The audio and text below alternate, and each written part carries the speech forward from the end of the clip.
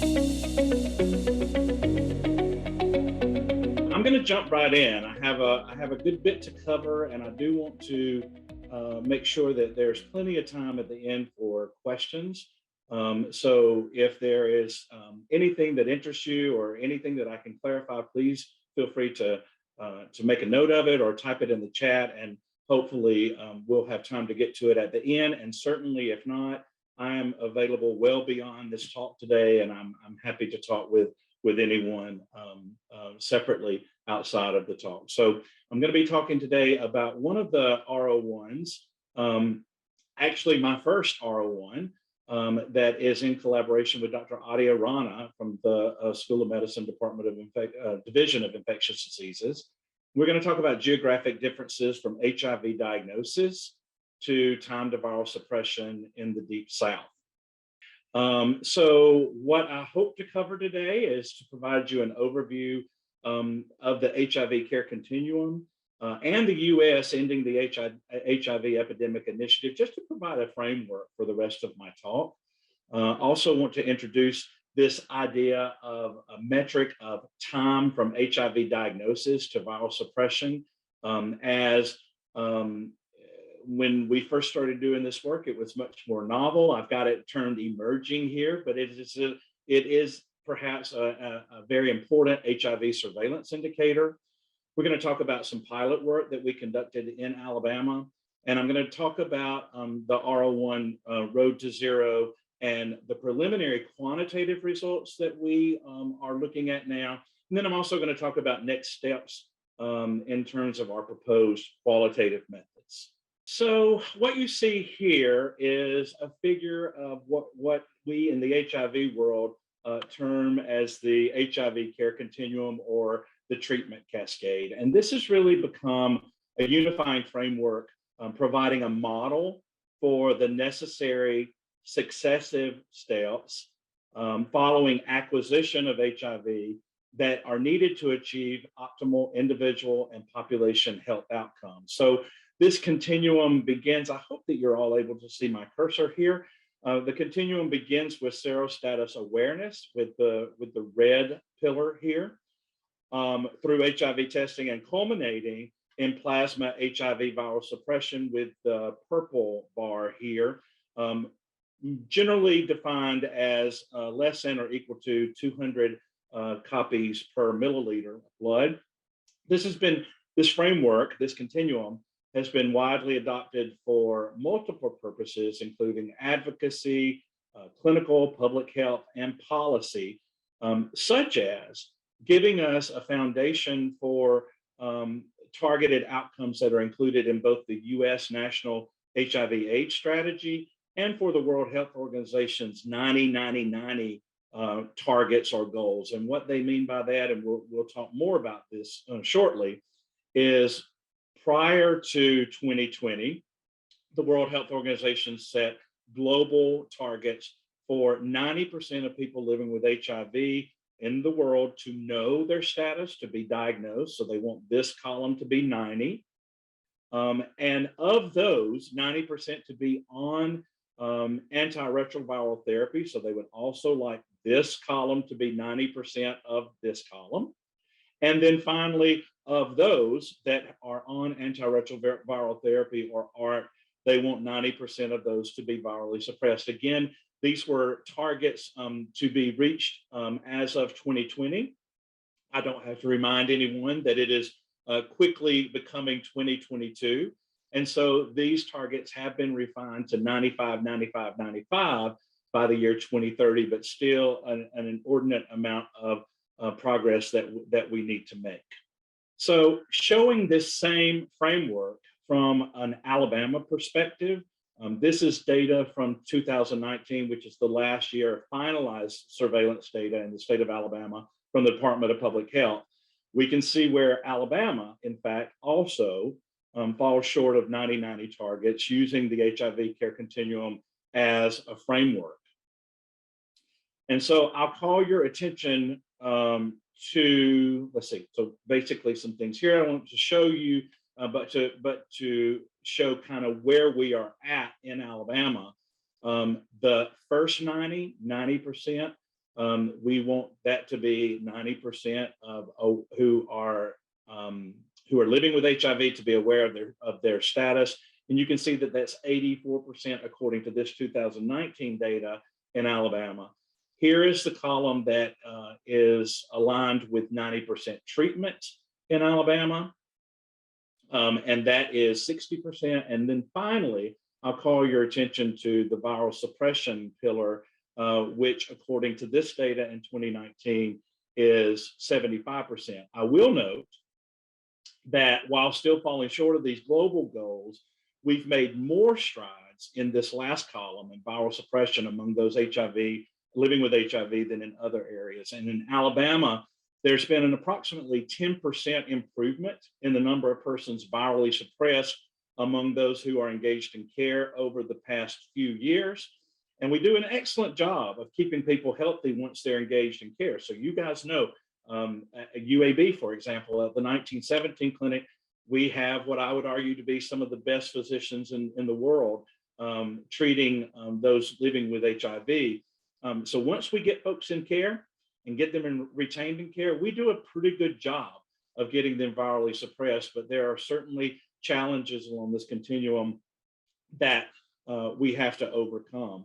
And this is important to note because it's important for, it's vitally important for people who are not fully engaged in care because they will experience delays in access to and receipt of that life-saving antiretroviral therapy at the individual level.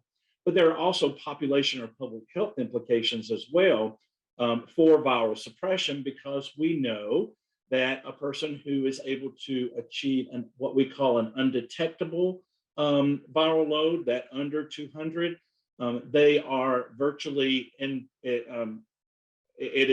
they are not able to transmit the virus to another person.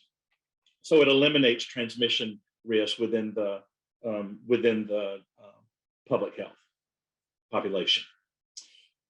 So as outlined in the US Ending the HIV Epidemic Initiative, achieving early and sustained viral suppression following one's HIV diagnosis is critical to improving outcomes and reducing HIV transmission, as I noted previously. And this is particularly germane to the Deep South, the area where we live and study and work, a region that's disproportionately impacted by the domestic HIV epidemic, but that's certainly not the only issue that we are disproportionately impacted by. So, for example, in 2017, the South had a greater proportion of new HIV diagnoses than all other regions combined. In fact, the Southern states accounted for 52% of all new diagnoses in the United States. And the diagnosis rate for people in the South is higher than for Americans overall. We see this in that 8 of the 10 states in the United States with the highest rate of new HIV infections are located in the South. Excuse me, as are 9 of the 10 metropolitan statistical areas in the US with the highest rates.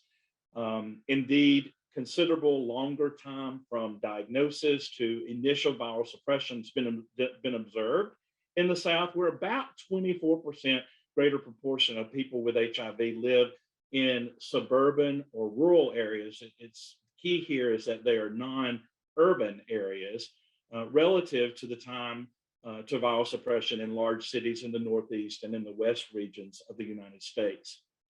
Of course, there's a dynamic interplay of individual, community, and structural level variables, all that influence these steps in the HIV care continuum. And in the South, for example, pervasive poverty, HIV stigma, and racial inequality all contribute to these outcomes. Before I advance on from this slide, I'll just make a note of what you're seeing here. So in the Ending the HIV Epidemic plan, there were 40 plus metropolitan areas that were identified as having the highest incidence and prevalence rates of HIV in the country that were termed priority areas in this plan. And there were 7 states that as a whole, because of the rural epidemic in those 7 states, they were prioritized as areas, geographic regions in the ending the HIV epidemic as well. And you can see on this map that Alabama happens to be one of these. The map also includes these red ribbon notes, and these are locations for National Institutes of Health Centers for AIDS Research. And so you can see we are well positioned in most cases to have a Center for AIDS Research that can lead the advancement of science around HIV prevention and treatment in these areas that are most impacted domestically by the HIV epidemic.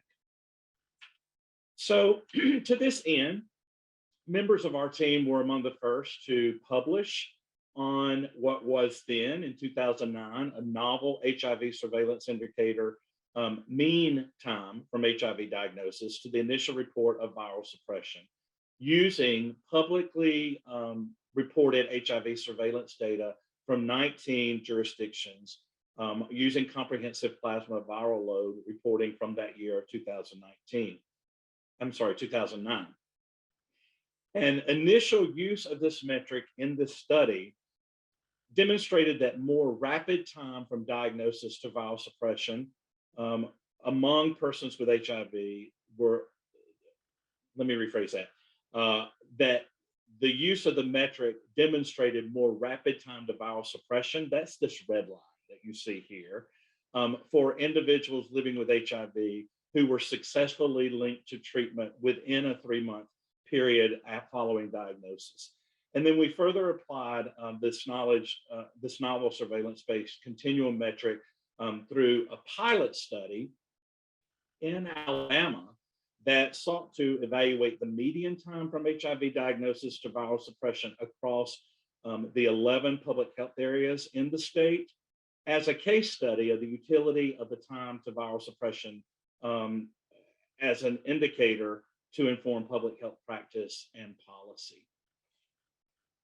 And so what we found from this pilot work is that among 1,979 persons with HIV infection who were newly diagnosed in Alabama from 2012 to 2014, that 60% of these individuals achieved viral suppression within 12 months of HIV diagnosis. So you think, well, that's actually pretty good. And I think for that time, we kind of had a tendency to pat ourselves on the back and say that it was good, until you think about the other emerging science around that time. So if 60% achieved viral suppression within 12 months, then 40% did not. And that's 40% of the new cases of people living with HIV who were then viremic. And that meant that they were in effect able to transmit the virus at the public health level. So this has incredible public health implications, but it also has important individual level implications as well, because people who we know are early linked to care, remain engaged in care, stay adherent to their antiretroviral therapy, are more likely to live normal or near normal lifespans, and indeed their quality of life tends to be near normal as well. Now, our conclusions from this study were that there are temporal and geographic variability in viral suppression among persons newly diagnosed with HIV infection in Alabama during this time period. These temporal trends were encouraging. So what we found was that the median time to viral suppression decreased each year in the observation period in Alabama. So it decreased from 10 months of median time to viral suppression in 2012. It went down to 8 months in 2013, and we had it down within the state of Alabama to 6 months in 2014. So this news alone is promising. But what we also found were that the larger cities, this was counterintuitive, the larger cities in the more urban areas of the state that we thought were more likely to be resourced, had among the longest mean time or median times to from diagnosis to viral suppression. So let me orient you to this map just a little bit. So this is the state of Alabama. It is divided by the previously identified 11 public health areas. We now have different categorization in public health areas in the state.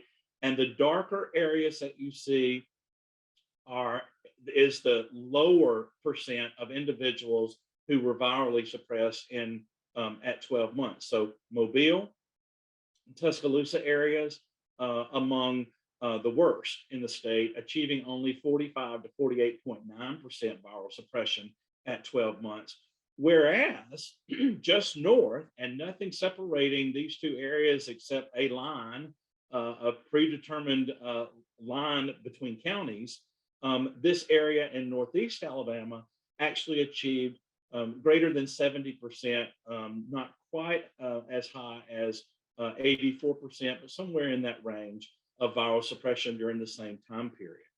And so we ask ourselves, what is going on here? Why would this be? Because the numbers clearly didn't pan out the way that we thought they would. Now, there were limitations to this pilot study, including the potential for underreporting of viral load lab values to the state. I'll talk more about that briefly. And this, of course, could impact time from HIV diagnosis to viral suppression in terms of our numbers. The other thing that I'll orient you on this map are these numbers that you see. These are the median time to viral suppression in months. So again, you see the counties that are performing well have shorter median time to viral suppression and also have more individuals proportionately achieving viral suppression than some of the ones that are not performing. So these findings really raise critical questions as to the drivers of this heterogeneity within the public health areas, even within a single state. And we believe that answering these questions was really quite important and essential in the development of population health approaches to achieve more rapid viral suppression and consequently to attain optimal HIV individual and community level population health outcomes, and of course, ultimately to reduce transmission. So this led to the Road to Zero research project funded by the National Institute on Allergy and Infectious Diseases.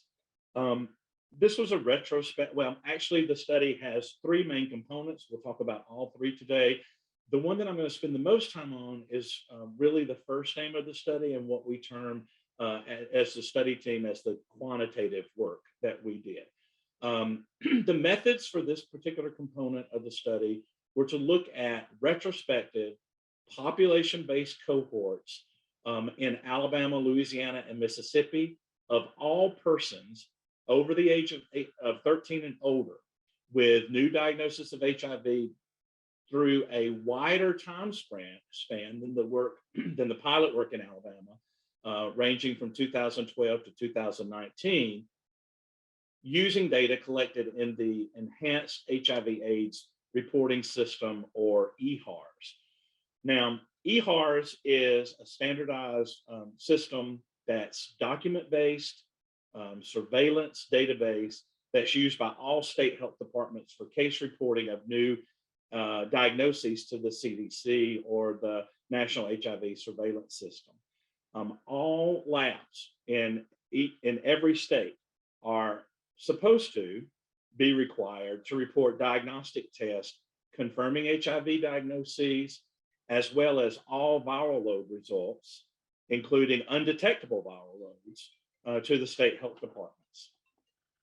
Additionally, community and clinical agencies. So if you think locally, not only is the health department, the Jefferson County Health Department required to report to Montgomery, the HIV/AIDS division, that all HIV tests and viral loads that are conducted through the health department, but so is UAB, and so is AIDS Alabama and Birmingham AIDS Outreach, our partners in the community. All are required to report this data to a central location in the state, which ultimately reports it to the CDC.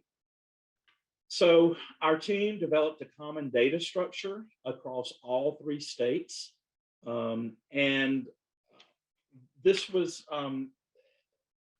not the easiest thing to do. So let me just reiterate here that while working with the CDC and a few champions at the Alabama Department of Public Health for the pilot, we then increased this to 3 public health districts, 3 different bureaucracies. We have excellent partners in all of these locations, but still not the easiest thing to do. So we did create this common data structure, and the detailed analysis protocols and statistical code were developed by members of our team. Dr. Levitan, I believe, was on this talk earlier. She certainly leads these efforts as a co-investigator on our study in conjunction with a biostats PhD student, John Bassler, who we're all very grateful for. We did this in collaboration with the health departments. Everything was done in collaboration with the health departments. We, in essence, made sure that they had what they needed to do these analyses that were needed to speak to our specific aims for the study. And then after that analysis was conducted behind the walls, behind the firewall, if you will, of the health department, summary statistics were transmitted to UAB, where they were combined using meta-analytic techniques. We used Kaplan-Meier method to describe time to viral suppression by year of diagnosis, and we split that, I'll talk more about this as well, into 2 time frames, 2012 to 2015, and another group from 2016 to 2019 in each state. And then state-specific and meta-analysis of Cox proportional hazard models were conducted to examine associations with age, race, ethnicity, gender at birth, mode of HIV transmission, age stage at diagnosis, and year of diagnosis. And all of this is data that is routinely captured within the EHAR system. So I don't want you to get overwhelmed, although I look at this and I'm a little overwhelmed, but I'm going to orient you a little bit to these initial numbers. This is really a frequency table of our AIM-1 that is up to date. But basically what I want you to see here is you have 3 columns per state: Alabama, Mississippi, Louisiana. You have data overall in the bolded total column for that state, and then you have those numbers for those 2 time frames that I referenced, 2012 to 2015 and 2016 to 2019. And then over here, you have overall, again, broken down by the 2 time frames. So what we see, as you have a chance maybe to glance through this data, is that there was similar demographic data with very few exceptions across all 3 states. And then we saw similar state trends between 2012 to 2015 and 2016 to 2019. In all 3 states, I'll note that the proportion of those who were identified as a CDC stage 3, this is the more advanced age stage of HIV infection or higher, did not change significantly between the 2 time periods, remaining at about 25%. So again, this speaks to a lot of things. Number one, you see the similarities from state to state and the time period, but it also tells us that within this sample and in the Deep South, around 25% of the folks who are presenting or who are newly diagnosed with HIV are being diagnosed with advanced HIV. And this is concerning in terms of those both individual and public health implications that I talked about previously. So on the next few slides, I'm going to illustrate the time from HIV diagnosis to viral suppression in days for each state. And so I'm going to orient you to this. Across the bottom, you have time in days, and this is going to go from 0 to 180, or about 6 months is all we're capturing here. And then this is the percentage of individuals who achieved viral suppression during that time. What you see, the yellow dotted line, is representative of the numbers for Mississippi during that first time period, 2012, 2015. And you can see that about 10% of individuals achieved viral suppression in Mississippi overall during this time period at the 90-day mark. Of course, that increases to about 30% when you give folks more time. So given more time, a greater proportion achieves viral suppression, but still only about 30% of newly diagnosed individuals during this time frame achieved viral suppression in the first 6 months. Again, I'll call your attention to the alternative or the counterpoint to that. That means that about 70% of people with HIV in Mississippi during this time were viremic and able to transmit HIV. So we compare this then to a solid line for Mississippi during the latter time period. So the proportion of newly diagnosed individuals in Mississippi achieving viral suppression within 90 days effectively doubles. You can see that here at about this line in the more recent time period. And this really demonstrates remarkable improvements in the most recent era. Something, in fact, to celebrate. So not to point out Mississippi, since we're partnering also with Alabama and Louisiana. This is the initial time period for Alabama compared to the later time period, and you see similar improvements. And for Louisiana, you see coming in right about the middle between Alabama and Mississippi at baseline. And then comparatively, they far exceeded the other two sites, although all sites have these marked improvements at 90 days and then, of course, at 6 months as well. So this is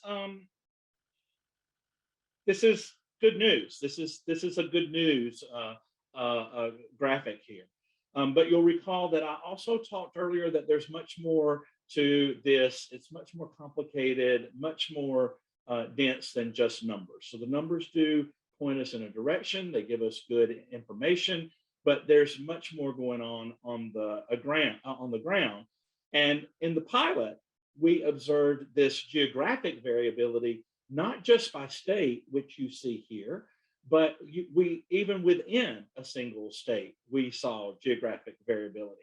So when we look at that for this data, you can see what the map looks like for the first time period, 2012 to 2015. You see here a map that includes all 3 states divided by their current public health areas. So again, you will not see 11 public health areas in Alabama, but instead you see the new designation of 8, 1, 2, 3, 4, 5, 6, 7, 8. And then you see the public health designations in Mississippi and Louisiana as well. A few of the more urban areas are marked simply for orientation purposes, but this reflects median time to viral suppression in days. And so the lighter shades of green are performing better, but none of the areas in this early stage were achieving what is the standard now. We really strive to get folks linked to care and virally suppressed within 90 days, if at all possible. None of these areas was achieving this in the initial stages. Some areas in Alabama performing quite well, but then a whole lot of areas that were struggling with greater than 271 days in terms of median time to viral suppression. When we look at the latter time frame, lots and lots and lots of improvement. And so again, another indication of the good news that we're seeing in the Deep South in terms of getting people linked to care quickly and getting them access to antiretroviral therapy.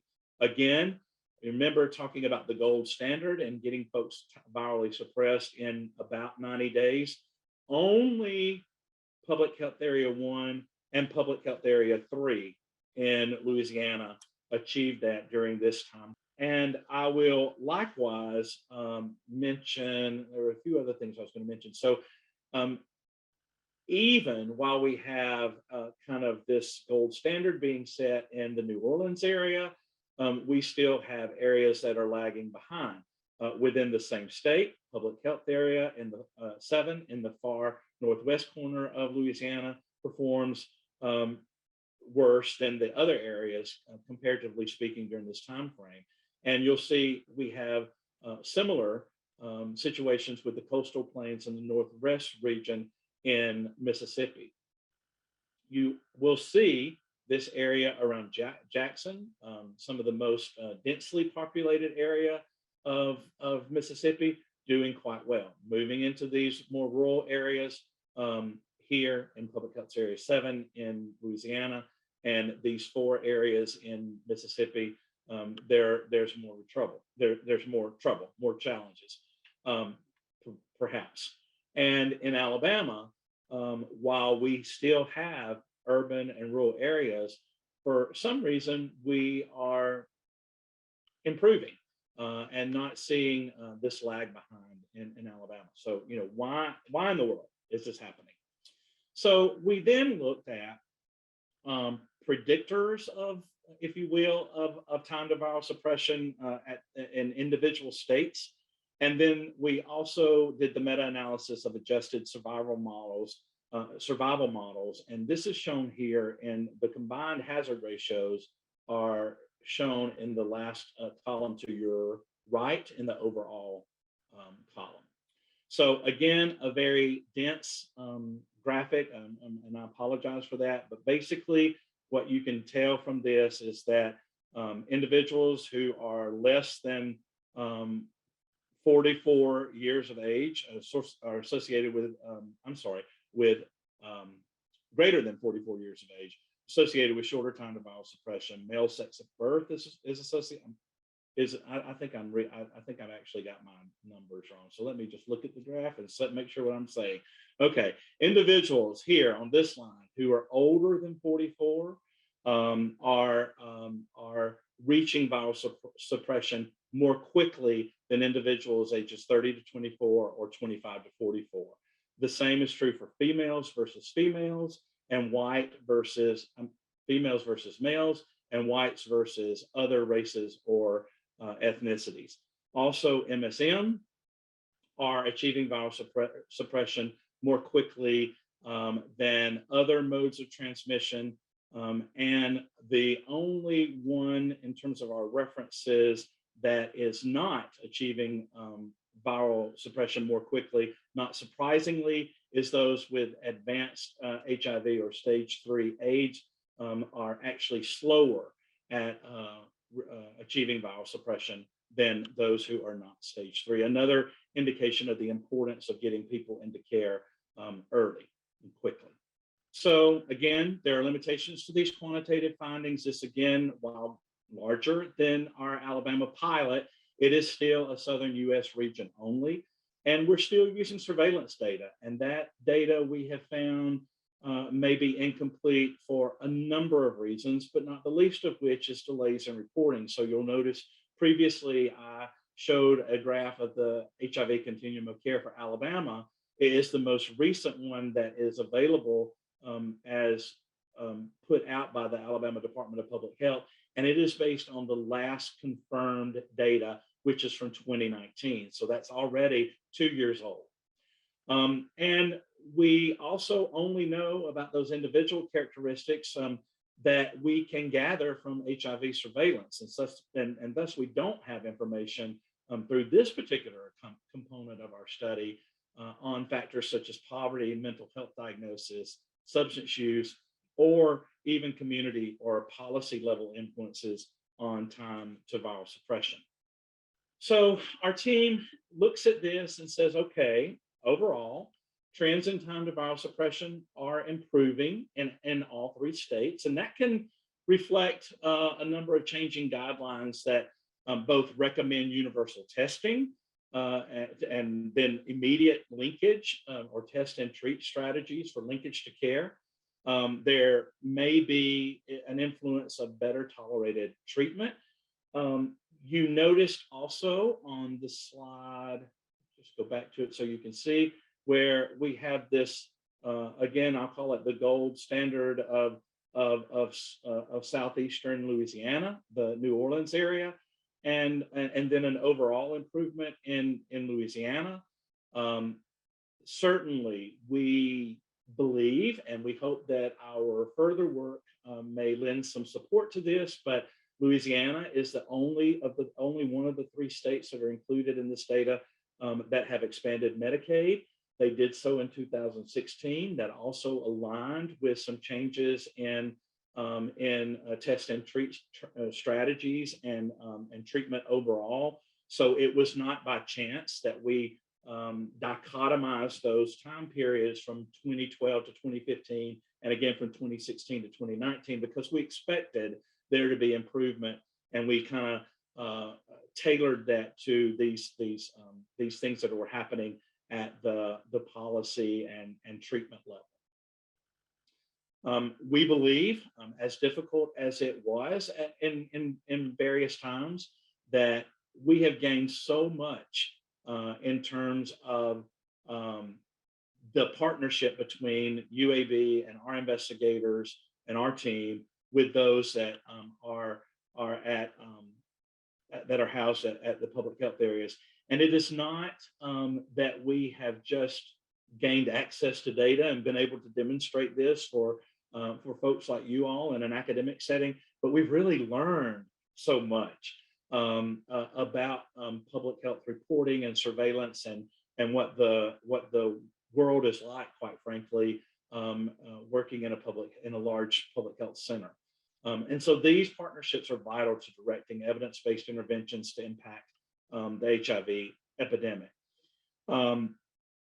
We anticipated when we wrote the proposal, and we are conducting and will be conducting further work, both from a geospatial perspective and also qualitatively, to use this data to further assess the impact and interplay of multiple level socio-contextual variables on time to viral suppression in these areas in the Deep South.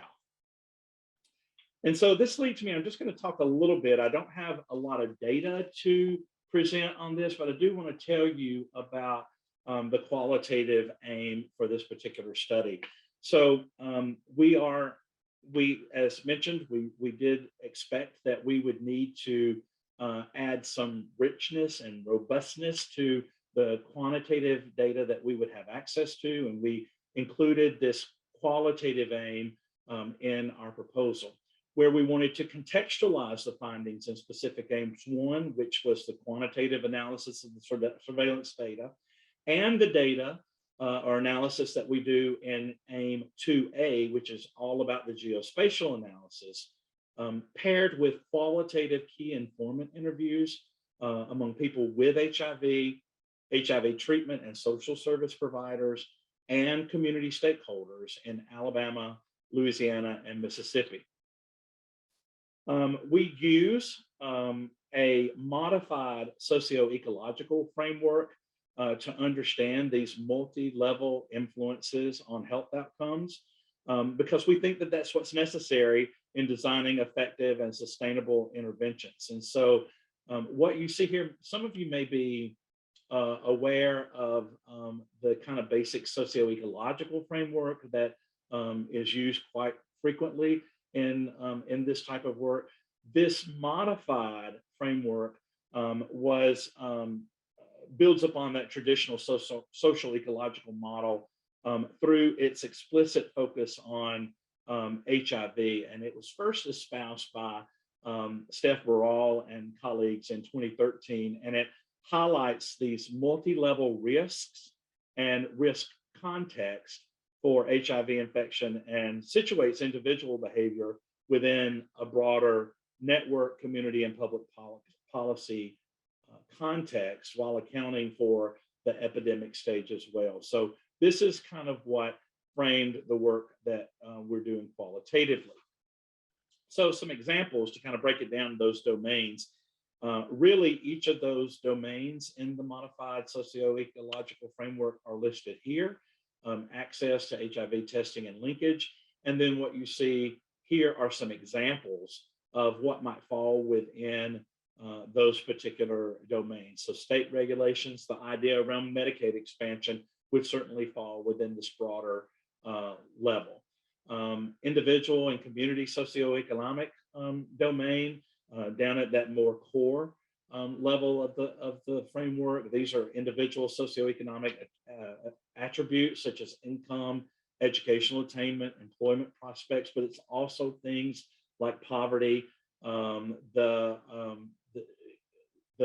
shape of neighborhood, how individuals feel and believe and have faith and investment in the community in which they live in and access HIV care.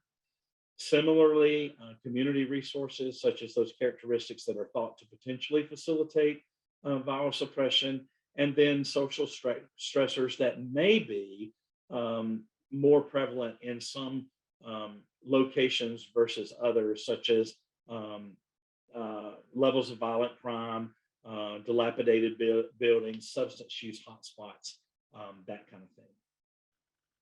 Now, our process for the qualitative methods include utilizing this framework, marrying it with both the quantitative data and the GIS data to yield in-depth interview guides and focus group guides that seek to answer the question broadly: what can you tell me about the way X community, your network, public policy has influenced your availability to achieve or not achieve viral suppression? Another example here of some sample questions asked about each stage of the framework. So you can see, of course, how these move from a more macro level. What do you believe is the nature of HIV in your community? You know, what do you think about HIV in your community? What do you know about the epidemiology around HIV in your community? All the way down to what are individual characteristics about you? Maybe your age, maybe your gender, maybe your race, or maybe something else. Maybe your attachment to your culture, maybe your access to a social network, maybe your access to treatment, maybe your mindset around taking your medications. Any of that is fair game in the qualitative work, as in as much as it influences one's ability to attend to their HIV health. So for the qualitative work, our sample, and you'll notice here that I put modified. So timing, timing is everything. And like everyone else, we were hit with COVID. And so it is a modified sample. We had intended to do in-depth interviews with 90 individuals across all 3 states. But with travel restrictions and social distancing and other restrictions because of the pandemic, this was modified. And so we are seeking to conduct 10 individual in-depth interviews or IDIs with persons with HIV or direct consumers in each state. This would include newly diagnosed and longer-term survivors of people living with HIV. We'll do 1 focus group in each state with about 10 HIV treatment and social service providers. These will include varying job descriptions. So we not only want to hear from providers, medical doctors, social workers, but we also want to hear about people who come into contact with people living with HIV at clinics, at social service providers, and understand their perceptions of what the HIV treatment and social services are like for a person living with HIV in that area. And we'll also do 1 focus group with about 10 other community stakeholders. And this is a bit of a catch-all category, not individuals who may have very extensive knowledge around HIV like these social service providers, but who are invested in the eradication of HIV nonetheless. So elected official, service providers other than those providing HIV services, clergy, and or community leaders. Now, I do have on here this, again, modified sample, and this was the goal per state, 2 focus groups and 10 in-depth interviews. What we have found in doing focus groups online It works. You can do it. Absolutely. It is not ideal. I'll never say it's ideal. I'll never feel like I'm as good at it doing a focus group online via Zoom as I am doing one in person, but we're doing them nonetheless. And but it is difficult to recruit individuals that are representative of who we're looking for. So not only these varying job descriptions and departments, these different types of community stakeholders, but we also want geographic representation of these individuals across the state. So we're doing focus groups in the evening. We're offering them on the weekend. And we're getting anywhere from 3 to 6 participants. So these are the number of focus groups is less important to me than the number of participants that we have in each of these qualitative components. And so we're doing multiple focus groups in each state at the current time. The qualitative component recruitment, all of our participants are being identified through our health department partners' existing relationships. We honor those long-standing relationships that our partners have. We certainly don't want to disrupt that. We certainly don't want to be perceived as parachuting in. And here we come from Birmingham into Lake Charles, Louisiana, to hear all about your trouble and your successes around HIV. That's not what we're trying to do. So instead, we are relying on our health department partners to provide us entree into existing relationships. And as mentioned previously, we're guiding them on their referral for participation to reflect inclusivity, geographic representation, and demographic diversity. And we actually provided training on who and in what manner to approach potential participants. Talked about this already. We are doing in-depth interviews and focus groups. We developed these guides initially based on what's in the literature around time to viral suppression, but it has been supplemented with our findings from the quantitative work, and will be supplemented again with our completed findings from the geospatial analysis. So these are kind of should be thought of as being dynamic IDIs and focus group guides. Each interview or focus group is taking about 90 minutes. We are doing them via Zoom now, or telephone if Zoom is not available to participants. I am so hopeful that before we end the collection of data from the qualitative methods, that we will be able to do some of these in person. We'll see, knock on wood.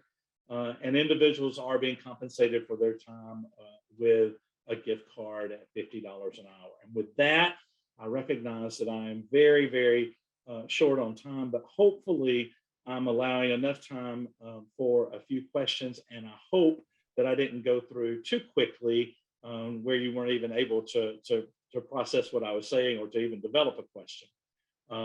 And before I turn it over for those questions, I do want to recognize and thank and honor. I'm so honored to be part of this team, our Road to Zero team here at UAB, Dr. Rana, who's my multiple principal investigator.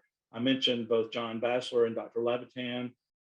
Dr. Emma Kay is assisting me with our qualitative work. Mike Magavero is consulting with us as well. Arian Nassel is leading our geospatial analysis, and Mario Parman is doing all of our study coordination. And so I'm very grateful to those individuals as well as our partners in Louisiana, Alabama, and Mississippi, those departments of health. And thank you very much for your attention.